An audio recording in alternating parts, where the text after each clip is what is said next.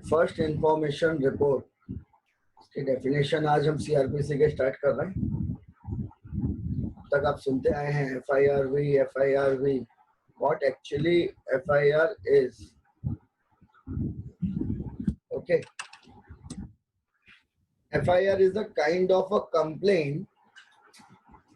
मैंने आपको कल भी इंट्रोडक्शन में बताया था, it's a kind of a complaint which is orally given by the victim or the sufferer who receive a loss, who sustain any injury by the act of another person. Injury may be physical, financial, mental, social, सारी हो सकती है। Indian penal code के according injury सिर्फ physical होना जरूरी नहीं है। आपने किसी के लिए डिफेमेटरी से बातें बोली, वो भी इंजरी है। आपने किसी को मारा, वो फिजिकल इंजरी। आपने किसी को चीट किया, वो फाइनेंशियल इंजरी। तो इंजरी के बहुत सारे टाइप्स हैं। अब ऐसे में आपको कोई भी ये सारी चीजें हुई, बाद में आपको पता चला कि नहीं, that third person is cheated me, आप पुलिस अथॉरिटी के सामने जाते हैं। Lodge FIR, that is the first information report. Okay, ये बेसिक समझिए। इसमें FIR करने के लिए आप ओरल कंप्लेंट भी दे सकते हैं, आप राइटिंग में भी दे सकते हैं। Both are allowed because you are informing. और आप अपने लोकल लैंग्वेज में भी दे सकते हैं। उसको कन्वर्ट करके एक फॉर्मेट आता है FIR का। तो ऑनलाइन चालू हो गई है most of the police station में, मोस्ट ऑफ द स्टेट्स में, बट अभी भी कुछ जगह मैनुअल है जहाँ पे हाथ से लिखी जाती है। तो it's a kind of filling of some forms, जिसमें आपका कौन सा पुलिस स्टेशन है वो मेंशन होगा, सबसे पहला वाइटल पार्ट। उसके बाद डेट मेंशन होगी, FIR नंबर मेंशन होगा। ओके, और उसके बाद आता है कौन कौन से सेक्शन में आपको बुक किया। ये ऊपर के सेक्शन में ही लिखा, ताकि देखते ही कोई FIR नंबर पढ़े तो उसके सेक्शंस को सबसे पहले उसको समझ में आ जाए, कौन से जुरिडिक्शन में है वो समझ में आ जाए। FIR contain the name of complain informant, that is a complainant, but हम इन्फॉर्मेंट बोलेंगे because he is informing the concern police authority. तो नेम ऑफ द इन्फॉर्मेंट आता है, नेम ऑफ द एक्यूज आता है। अगर मोर देन वन एक्यूज है तो उसके बारे में लिखा रहेगा। स्टोरी आती है, क्यों इसने ये कंप्लेंट करने के लिए यहाँ पे आया है। ये सारा का सारा एक कंपाइलेशन, टाइम ऑफ ऑफेंस होता है, डेट ऑफ ऑफेंस होता है। ये सारी की सारी चीजें जरूरी है। टाइम ऑफ ऑफेंस क्यों जरूरी है? लिमिटेशन के लिए। डेट ऑफ ऑफेंस जरूरी है लिमिटेशन के लिए। तो ये सारा compilation, but FIR conclusive evidence नहीं है। कई बार ऐसा होता है कि प्रिमा फेसी एविडेंस दिखते हैं, पुलिस आपके ऊपर FIR कर देती है, लेकिन फर्दर इन्वेस्टिगेशन में निकलता है दैट आपका तो कोई लेना देना ही नहीं था इसमें। तो पुलिस भी समरी रिपोर्ट लगा देगी, चार्जशीट नहीं लगाएगी और आपका केस क्लोज हो जाएगा।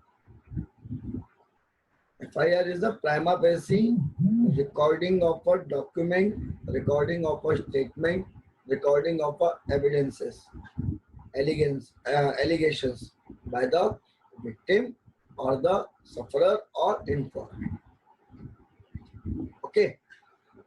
दूसरी चीज आपने देखा कि कॉग्निजेबल ऑफेंस और नॉन कॉग्निजेबल।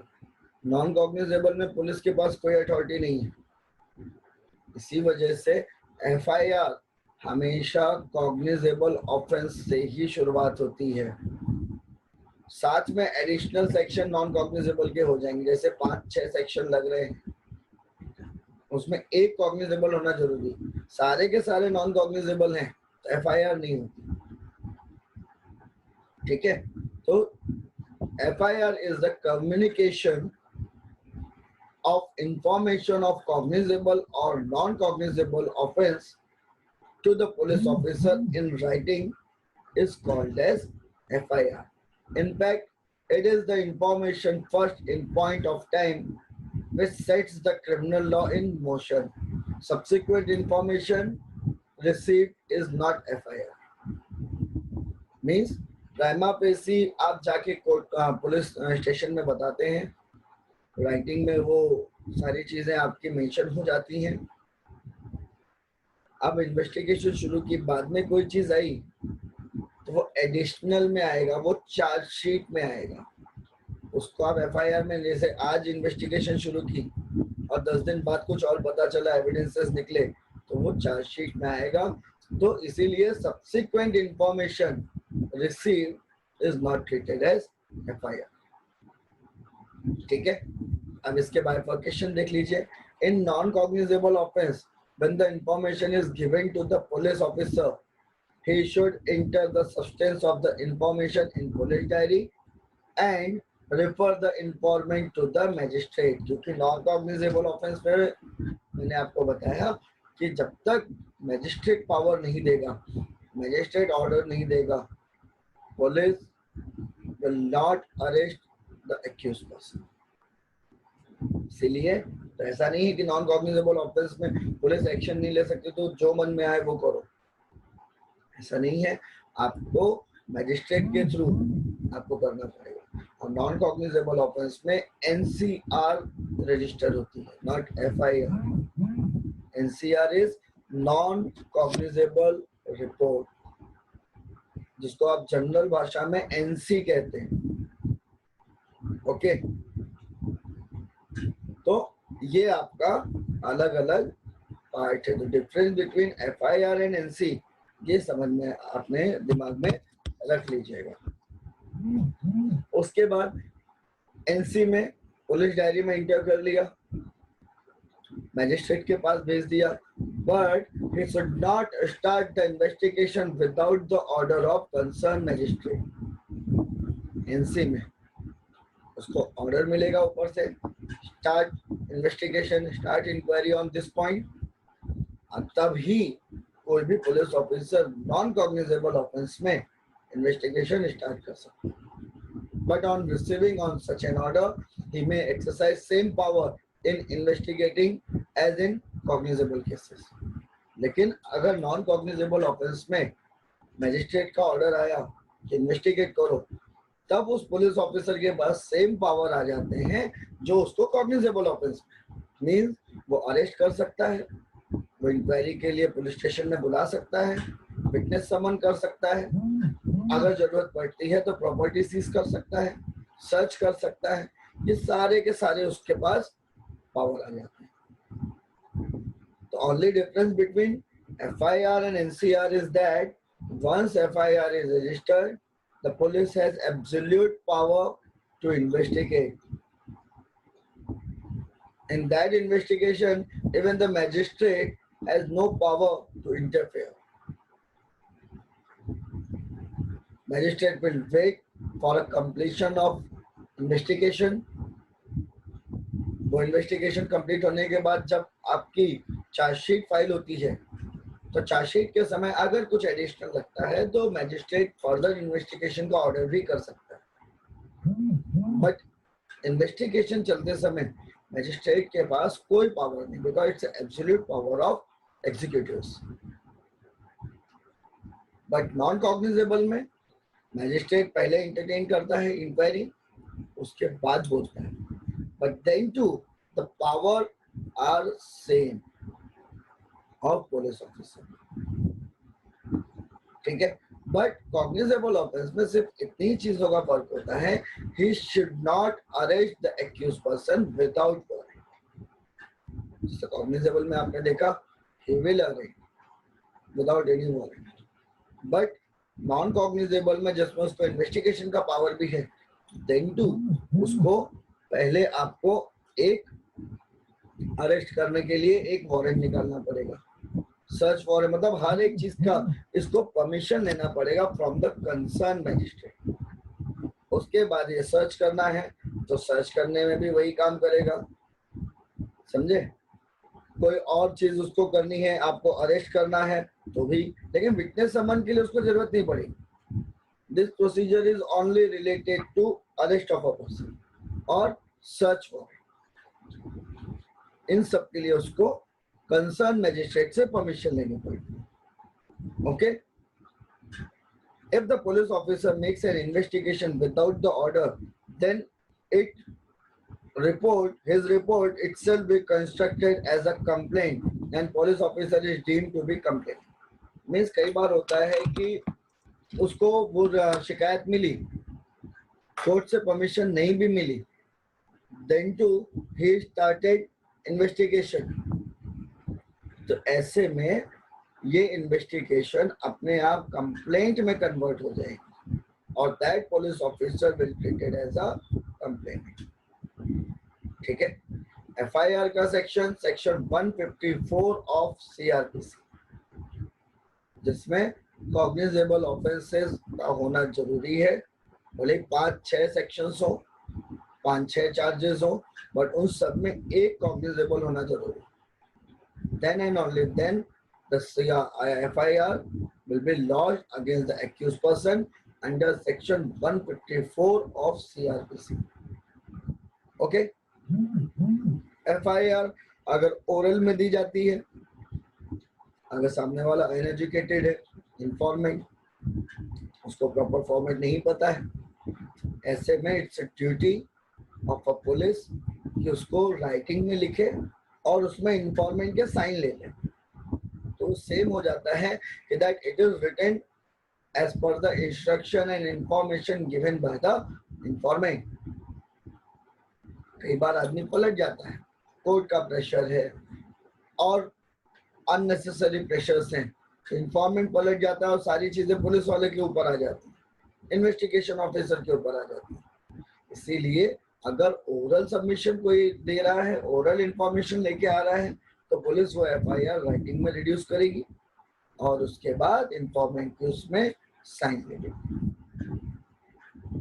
और ये सारी चीजें पुलिस डायरी में मेंशन की जाती है।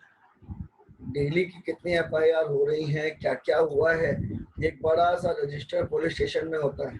थाने अमलदार करके एक सेक्शन बना होता है जहाँ पे आदमी जाते ही पहले इंट्रोड्यूस होता है। वहां पर ये सारी चीजें रखी जाती हैं, एंट्री की जाती है। ठीक है।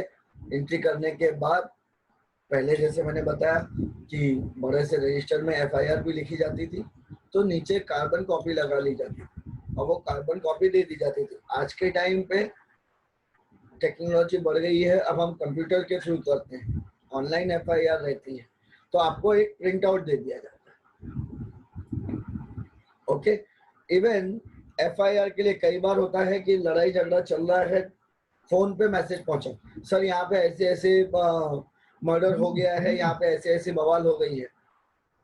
ऐसे में भी वो इंफॉर्मेशन जो उसको मिल रही है इंस्पेक्टर को, सब इंस्पेक्टर को, उसको भी वो पुलिस डायरी में एंट्री करता है। कोई भी movement outside the police station it should be registered in police diary. Okay. तो ये ध्यान रखिएगा, आपके प्रैक्टिस में आपको काम आएगा कि अगर एफआईआर कोई इंफॉर्मेंट खुद आके नहीं दिया, पुलिस खुद स्पॉट पे गई थी और उसके बेसिस पे किया, तो first check police diary whether he entered before visiting the spot or after visiting the spot. It's helpful for your defense, for defense lawyer. And if you are practicing as a public prosecutor, then it's your duty timely आप अपने subordinate inspectors को इन सारी चीजों की information देते रहेंगे। Direct questioning नहीं करेंगे, तुमको पुलिस ट्रेनिंग में नहीं सिखाया। Being as a public prosecutor ये आपका भी काम, तो थोड़ा खाली टाइम पे ये प्रोसिक्यूशन को थोड़ा सा मजबूत करिए। तो वर्क विद योर कलीग्स, और अगर आप डिफेंस में हैं तो ये सारी चीजें आपको चेक करना। केस में क्या है, एफआईआर का कंटेंट क्या है, ये सारी चीजें बाद में देखिए। सबसे पहले टेक्निकलिटी देखिए। टेक्निकलिटीज में समझ में आएगा। टाइमिंग मैच करिए, डेट मैच करिए, क्योंकि थोड़ा बहुत टाइपोग्राफिकल एरर हो जाता है कई बार ओवरसाइट होने की वजह से। It's beneficial for you also, for your client, for your accused. Okay, अगर पुलिस, और ये तो हो गया एफआईआर, लेकिन अगर पुलिस ऑफिसर मना कर दे कि नहीं मैं आपके एफआईआर नहीं लूंगा, ऐसे में आप क्या करते हैं? ऐसे में आप इस इंफॉर्मेशन को सुपरिटेंडेंट ऑफ पुलिस, अगर आप रूरल पार्ट में हैं और अगर आप अर्बन पार्ट में हैं, तो कमिश्नर ऑफ पुलिस या असिस्टेंट कमिश्नर या डिप्टी कमिश्नर ऑफ पुलिस के पास राइटिंग में देते हैं कि सर मैं गया था, इन्होंने मेरी एफआईआर नहीं ली, या कॉग्निजेबल ऑफेंस आपको समझ में आ रहा है लेकिन पुलिस ने सिर्फ एक एनसी रिपोर्ट करके फॉर्मेलिटी कंप्लीट कर दी। ऐसे में आप उस स्टेशन इंचार्ज के ऊपर का जो सुपीरियर है, जो जोनल डीसीपी होगा, जोनल एसपी होगा, वहां पर आप राइटिंग में कंप्लेंट दे सकते हैं, क्योंकि सुपीरियर ऑफिसर है। जब राइटिंग में कंप्लेंट देंगे तो he is having a full power to order that subordinate officer, और वो ऑर्डर कर देगा जिससे आपकी एफआईआर रजिस्टर्ड हो जाएगी।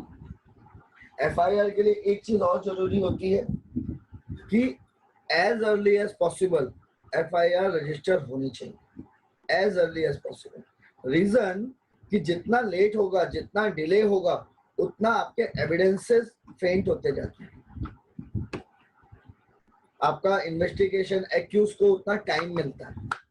अभी महाराष्ट्र में जो चल रहा है वो यही है कि डिले ऑफ इन्वेस्टिगेशन कहीं ना कहीं जस्टिस को कॉज करती है, बिकॉज पैमा पेशी जो एविडेंसेस आपको कलेक्शन के लिए आता है उसमें कोई ना कोई दिक्कत आ जाती है, क्योंकि डॉक्यूमेंट बदल जाते हैं, सर्कमस्टेंसेस बदल जाते हैं, बाकी और भी मतलब unnecessarily evidences, additional evidences, accused को पावर मिलता है, टाइम मिलता है कि स्टोरी क्रिएट कर ले, समझे? तो ये सारी की सारी चीजें आपको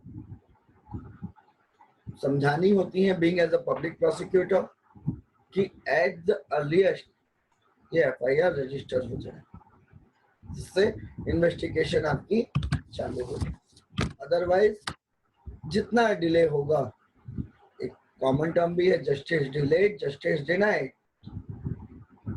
एट द प्राइमरी आउटसाइड उसकी इन्वेस्टिगेशन चालू हो जानी चाहिए, अदरवाइज डिले में प्रॉब्लम आती है।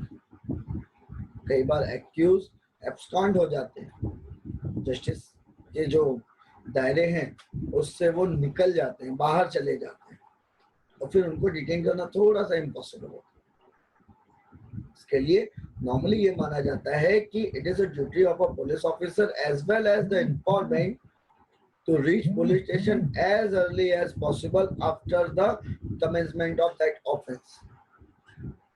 Okay. FIR की वैल्यू क्या है? Probative value. According to the Supreme Court, FIR is not a substantial evidence. It is used to contradict or corroborate the information. समझ में? जैसे मैंने आपको पहले ही बताया कि FIR ये आपका कोई फाइनल रिपोर्ट नहीं है। It's just a primary start of the investigation. It is a general information given by the informant. अब इसमें जो उसने इंफॉर्मेशन दी है, इसमें एविडेंसेस के थ्रू आपका काम बढ़ेगा। This is your FIR. फिर आपका आता है bailable, non bailable, cognizable, non cognizable, complaint. ये सारी चीजें हमने देख ली। Now come to the compoundable offence, section 320 of CrPC. Offenses are grouped into compoundable and non-compoundable offenses. Compounding means making promise or compromise. Compromise may be made with the permission of the court, without the permission of the court. Suppose mister A slap mister B, mister B ने mister A के खिलाफ under section 324 IPC FIR register करा दी। बाद में realise हुआ ठीक है, it's a heat of moment, we are good friend, अब इसके लिए इतना लंबा केस चलाने की जरूरत नहीं है।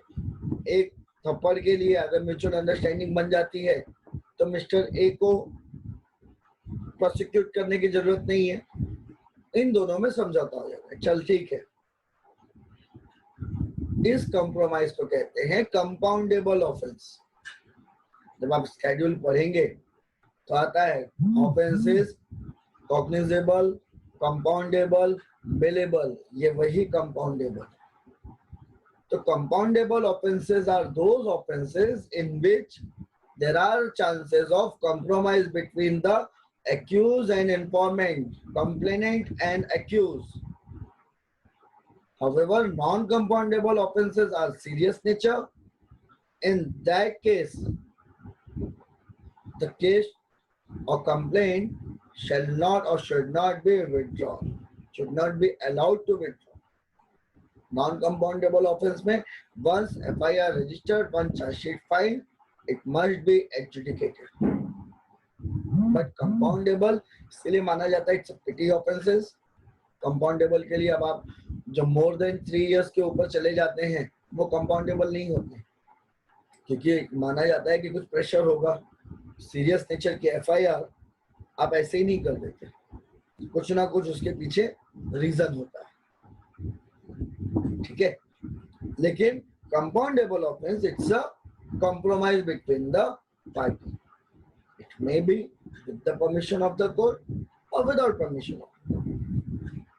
Compounding is allowed because the complainant and accused may make some compromise within themselves. That is, they agreed to settle their differences mutually. उसके लिए वो कोर्ट नहीं आना चाहिए। Heat of the moment में FIR लॉन्च तो कर दी, लेकिन he don't want to continue further just because of compromise mutual understanding between the parties to the dispute. But एक चीज याद रखिएगा, once compromise is made, अब उस compromise को आप withdraw नहीं कर सकते। Once you submitted before the court that I am withdrawing my case, my compromise is done, then on next day आप ये नहीं बोल सकते नहीं सर मैं मेरा कॉम्प्रोमाइज विथड्रॉन कर रहा हूँ। But it can be made, अगर आपके पास रीजनेबल ग्राउंड है तो मजिस्ट्रेट के ऑर्डर देने के पहले पहले आप बोल सकते हैं रीजनेबल दिखाइए सर, ये जो मैंने कंपाउंडेबल ऑफेंस के लिए या कॉम्प्रोमाइज के लिए जो मैंने डीड साइन की थी, ये प्रेशर था, ये कोर्सन था, ऐसी फोर्स थी, ये मिस्टेक थी, then it's okay. But once the order passed by the magistrate और फिर आप बोले नहीं नहीं मुझे compromise नहीं करना है, तो वो अलाउ नहीं होगा। ओके, कौन कौन से कंपाउंडेबल ऑफेंस आपके एक एग्जांपल दिया है, थेफ्ट, चोरी, बट उसकी वैल्यू 250 रुपए से तक की है। अगर आप 200-250 रुपए का कुछ सामान चुराते हैं तो ऐसे में section 378 of IPC is a compoundable offence. But ऐसा नहीं है कि आपने बैंक में रॉबरी की और मैनेजर बोलता है ठीक है सर जाने दो, हमारे बीच कॉम्प्रोमाइज हो गया, then it is a offence, इसमें आपको कंपाउंडेबल ऑफेंस नहीं लगेगा। थेफ्ट में विलो 250, चीटिंग, किसी को आप बेवकूफ बना के उसके पैसे लेते हैं, लेकिन आपके पैसे अगर वापस दे रहा है वो आदमी और म्यूचुअल अंडरस्टैंडिंग आप दोनों के बीच बन गई, then it's okay. Cheating by personation, आप किसी और इंसान की जगह खुद को रिप्रेजेंट करते हैं। बाइगेमी तो वैसे भी ऑफेंस नहीं बचा। Insulting the modesty of women, आप किसी लेडी पे ईव टीजिंग वगैरह करते हैं, लेकिन अगर वो लेडी अपनी कंप्लेंट वापस ले ले, इट्स अ कंपाउंडेबल ऑफेंस, ठीक है। सो कंपाउंडेबल ऑफेंस का मतलब ही ये है कि अगर आपने कॉम्प्रोमाइज कर लिया और कोर्ट को इन्फॉर्म किया तो it is treated same as acquittal of accused. भाई इज्जत बरी है, either by adjudication or by withdrawal of a complaint by the complainant or informant. ठीक है, तो इन सारी चीजों पर कंपाउंडेबल ऑफेंस लगता है. In cases of hurt, assault, criminal trespass, defamation, offenses are compoundable without the permission of the court. ठीक है, ये सारी की सारी चीजें आपकी कंपाउंडेबल ऑफेंस होता है, जिसके थ्रू आप अपने एलिगेशंस को वापस ले सकते हैं if there is compromise between the parties. But कोई फोर्स करे, कोई प्रेशर करे, उसमें अगर आप वापस लेते हैं, then the options are open to you. You may again approach to the concerned magistrate with the reason, with the sufficient evidence that I was under misunderstanding, misrepresentation, force, whatever the nature, for making the application of withdrawal of the complaint. Okay, so these are the compoundable and non-compoundable offenses. Now, what is police station? Police report and police diary. Police station means it's any place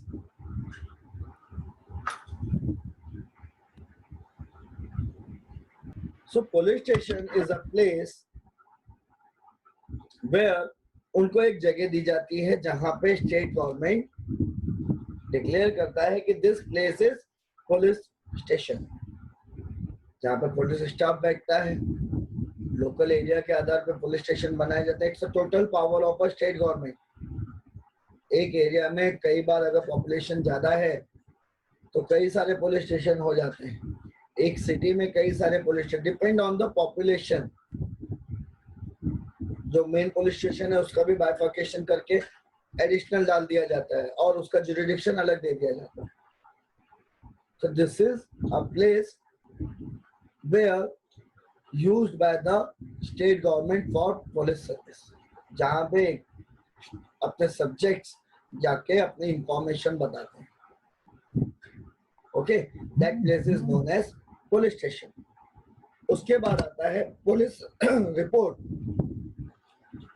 Section 173. Section 173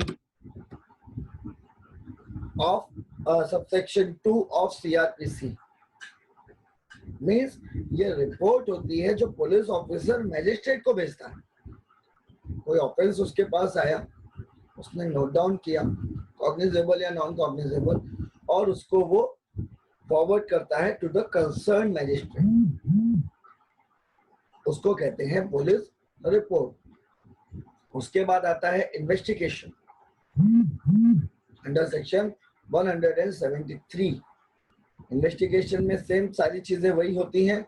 that is name of the party, name of the इंफॉर्मेंट, name of the prosecution witness, offence commit हुआ है तो किसने किया, कब किया, क्यों किया, arrest हुआ तो कैसे किया, स्टेटमेंट आएंगे एग्जिबिट्स के साथ, स्टेटमेंट ऑफ सपोर्टिंग विटनेस आता है, पंच विटनेस आता है. ये सारा का सारा कंपाइलेशन ये आपका पुलिस इन्वेस्टिगेशन में आता है. ठीक है, उसके बाद आता है with the submission of a completion of a report, the duty of a police officer ends. Once chargesheet is filed, police का रोल वहीं खत्म हो जाता है. चार्जशीट के बाद प्रोसिक्यूशन का रोल चालू होता है, मीन्स कोर्ट के सामने. जब तक चार्जशीट फाइल नहीं हो रही है तब तक ही पुलिस का पावर है. Once chargesheet is completed, submitted before the concern magistrate और court, the role of police is after the filing of chargesheet. Police के पास कोई पावर नहीं कि वापस कोई इन्वेस्टिगेट करे. ओके, पुलिस डायरी के बारे में हमने देख लिया दैट कि डायरी में एंट्री होना जरूरी है. दैट इज स्टेशन डायरी भी कहा जाता है उसको. तो before leaving of your premises it's necessary for that officer to enter, but ये एक सपोर्टिव एविडेंस होता है, सफिशिएंट या डायरेक्ट एविडेंस नहीं होती, ये याद रखिएगा। सपोज वो एंट्री करना भूल गया या अर्जेंट में था, तो he don't want to waste his time to enter in a police diary. It doesn't mean कि पुलिस डायरी में एंट्री नहीं है तो पूरी एफआईआर को आप चैलेंज कर देंगे, बट केस को देखने के लिए आपको ये कहीं ना कहीं इन दोनों का तालमेल करना जरूरी है कि पुलिस डायरी में एंट्री कितने बजे की है और एफआईआर की एंट्री कितने बजे की, ये कहीं ना कहीं आपके लिए फायदा हो। तो this is known as police diary. Police diary कई बार मांग भी ली जाती है। तो these are your major definition part content under CRPC। Criminal codes, ये क्या होता है? क्लासेस ऑफ क्रिमिनल कोड्स आपको दिए हैं अंडर सेक्शन 6 ऑफ CRPC। कौन कौन से होते हैं कल हमने डिस्कस किया था। Session code, judicial magistrate of first class, judicial magistrate of second class and third class abolish हो चुका है, और एग्जीक्यूटिव मैजिस्ट्रेट।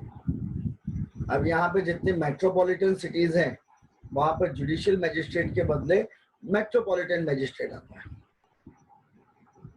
इसके लिए जब आप मुंबई साइड में जाएंगे, दिल्ली साइड में जाएंगे, बेंगलोर जाएंगे, तो वहां पे JMFC नहीं होता, वहां पे MMFC होता है।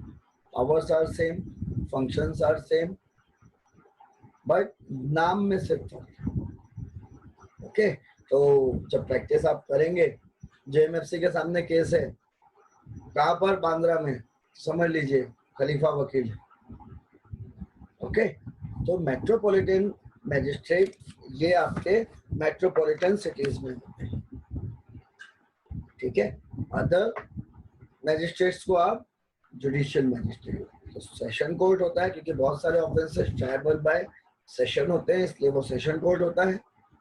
जुडिशियल मैजिस्ट्रेट होते हैं, और executive magistrate means SP, DSP, ACP, DCP, जिसके पास वो कंसर्न पावर होगी, जो चैप्टर केस लगाते हैं, आर्म्स लाइसेंस के उनके पास एडजुडिकेशन पावर होता है, कर्फ्यू का पावर होता है, लॉ एंड ऑर्डर का पावर होता है, और प्रिवेंटिव एक्शन लेने का पावर होता है, ठीक है। तो दो अलग अलग मैजिस्ट्रेट आपको दिए हुए हैं, दोनों के पावर और फंक्शंस अलग अलग। Judicial magistrate which is working as per the judicial functions, however executive magistrate working under the state government, ठीक है। सॉरी, अब देखते हैं executive magistrate. The state government may appoint executive magistrate in each district and one of them as a district magistrate if need to be another additional district magistrate। जो DM होते हैं, जिला अधिकारी, उनके पास एग्जीक्यूटिव पावर ही होती है, उनके पास भी स्टे की पावर होती है। अगर आपके जो प्रेमाइसेस में कंटिन्यू लड़ाई झगड़ा चल रहा है तो उनके पास पूरा पावर है आपके उस प्रेमाइसेस को सील कर देने का, बॉन्ड साइन कराने का, for keeping peace in public and society. ये सारा का सारा पावर एग्जीक्यूटिव मैजिस्ट्रेट के पास है। Section 107 order to execute bond for keeping peace. Section 129 dispersal of assembly by use of civil force. 144 section उसने इम्प्लाई करके रखा है, देंटू आप वहां जमा हैं तो सेक्शन 129 में उसके पास पावर है कि भीड़ को हटाने के लिए वो सिविल फोर्स यूज कर सकता है।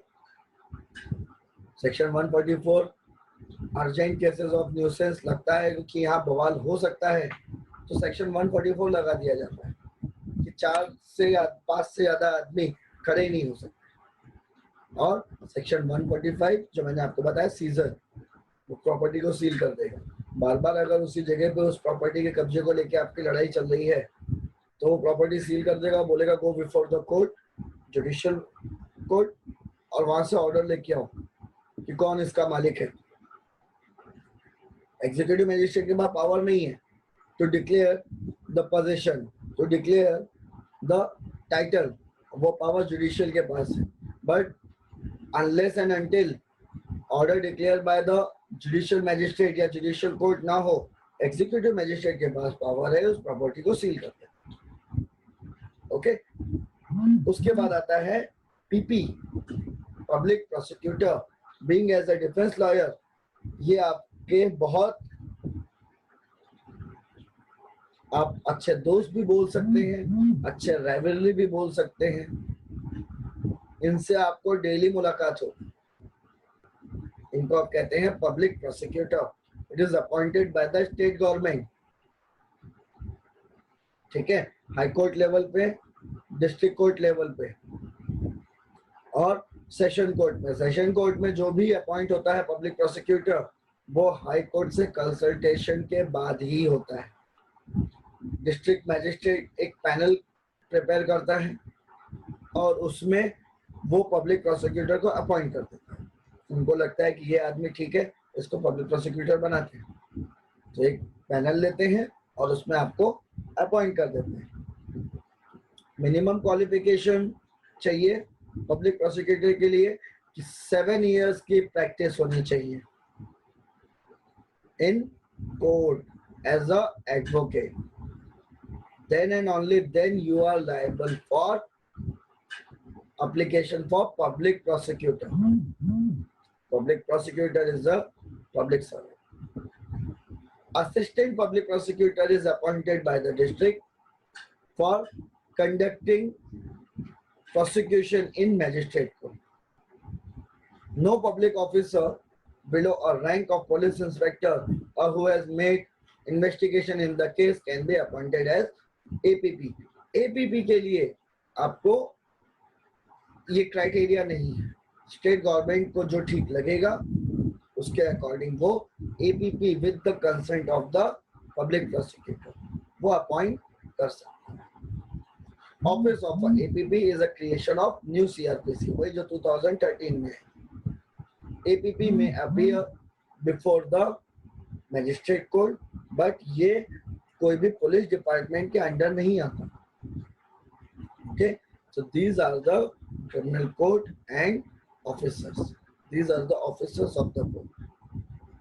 कौन कौन से होते हैं? सबसे पहले तो 2 कोर्ट के आपके पार्ट हैं, जुडिशियल और एग्जीक्यूटिव। उसके बाद आपके ऑफिसर्स आते हैं, ऑफिसर ऑफ द कोर्ट में एडवोकेट्स भी आते हैं, but public prosecutor is appointed by the state government, for high court, for state, for districts के लिए वो हाई कोर्ट की कंसल्टेशन के बाद अपॉइंट होते हैं। उसके लिए मिनिमम क्राइटेरिया है 7 year of practice as an advocate, उसके बाद ही आप पब्लिक प्रोसिक्यूटर बन सकते हैं। असिस्टेंट पब्लिक प्रोसिक्यूटर के लिए किसी भी बंदे को स्टेट गवर्नमेंट अपॉइंट कर सकती है by following a general criteria of his appointment, ठीक है। अब उसके बाद आते हैं maintenance of wife and children, section 125 of CRPC। Maintenance of wife के लिए अब PWDV एक्ट आ गया है, protection of women from domestic violence act. उसमें आपको सेक्शंस और प्रोविजंस दिए हुए हैं जहां पर आप अपने वाइफ को मेंटेन कर सकते हैं। मीन्स आपके डिपेंडेंट वन आपसे मेंटेनेंस मांग सकते हैं, आपके बच्चे मांग सकते हैं आपसे मेंटेनेंस। अगर यू आर निग्लेक्टिंग देम तो मेंटेन, ठीक है। ऐसे में मैजिस्ट्रेट ऑर्डर कर सकता है अगर आपकी वाइफ अनेबल है to maintain herself. This same benefit available to the parents also, the benefit available to the divorcee wife also, जिसको आपने डाइवोर्स दे दिया है। कब तक? जब तक वो दोबारा किसी से शादी ना करे, जब तक आपको मेंटेन करना है। बच्चे को आपको मेंटेन करना है अप टू 18 इयर्स, जब तक वो माइनर है। मेजर होता है, आपको मेंटेन करने की जरूरत नहीं है, बट अगर मेजर होने के बाद भी वो फिजिकली डिसेबल है, अनेबल टू मेंटेन है for genuine reason, mental abnormality हो सकती है, फिजिकली हो सकती है, इंजरी लग गई, ऐसे में भी आपको मेंटेनेंस पे करना है उस बच्चे को, though is a major one under section 125 of CRPC. A husband having sufficient means may neglect to maintain his wife and children and parents. The children may be legitimate or illegitimate. कोई फर्क नहीं पड़ता. He is your children, he is your child. That's it. कोई effect नहीं है कि वो legitimate है या illegitimate है. ठीक है?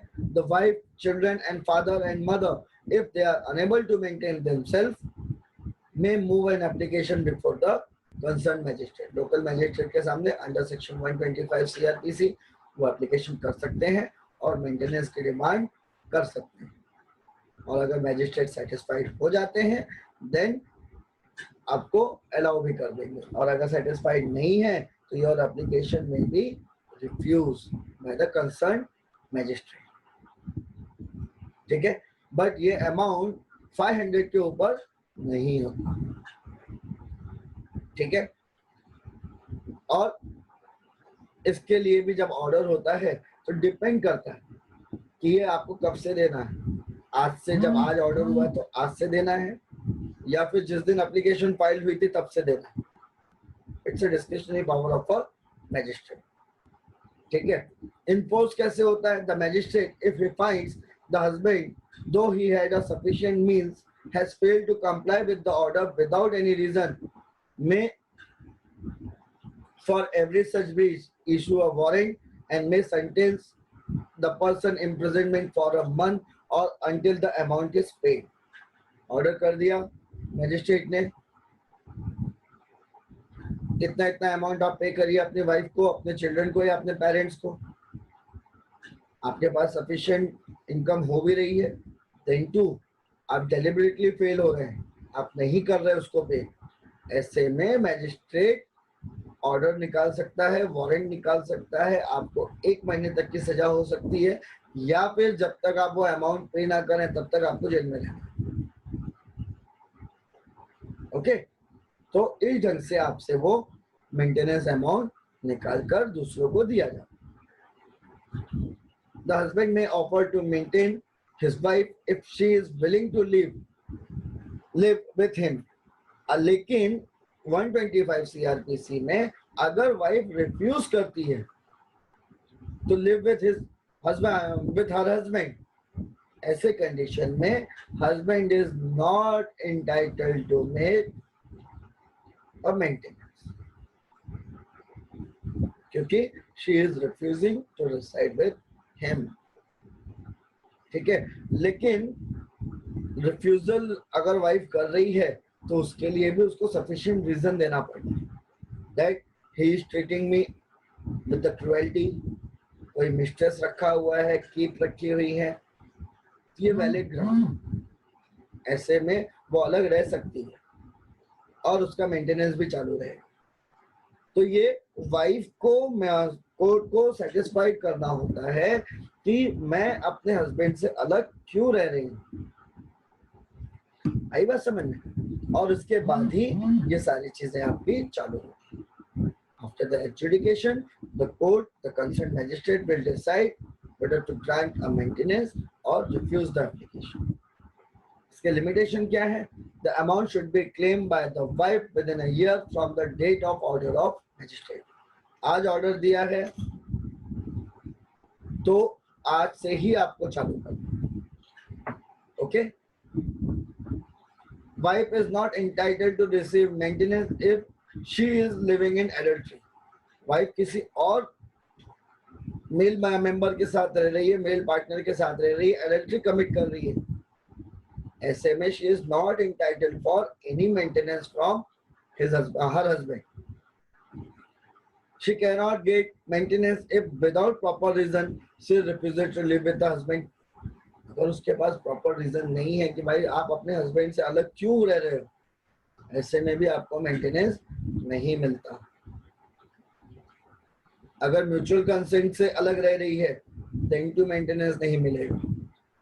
तो ये चारों ग्राउंड में से एक भी ग्राउंड आया या मेंटेनेंस ऑर्डर पास होने के बाद भी ये आप दिखा सकते हैं कोर्ट को, तो मैजिस्ट्रेट में cancel his order of maintenance. ठीक है, same procedure recording of evidence होता है, नहीं आ रहे हैं तो एक्स पार्टी ऑर्डर होगा। ठीक है, और इससे वाइफ का जो एक मेंटेन करने का लेवल है वो हस्बैंड या वाइफ, चिल्ड्रन या पेरेंट्स, इनको मेंटेन किया जाता है अंडर सेक्शन 125 ऑफ सीआरपीसी। ठीक है, so this is your maintenance of wife and children and parents under section 125 of CRPC.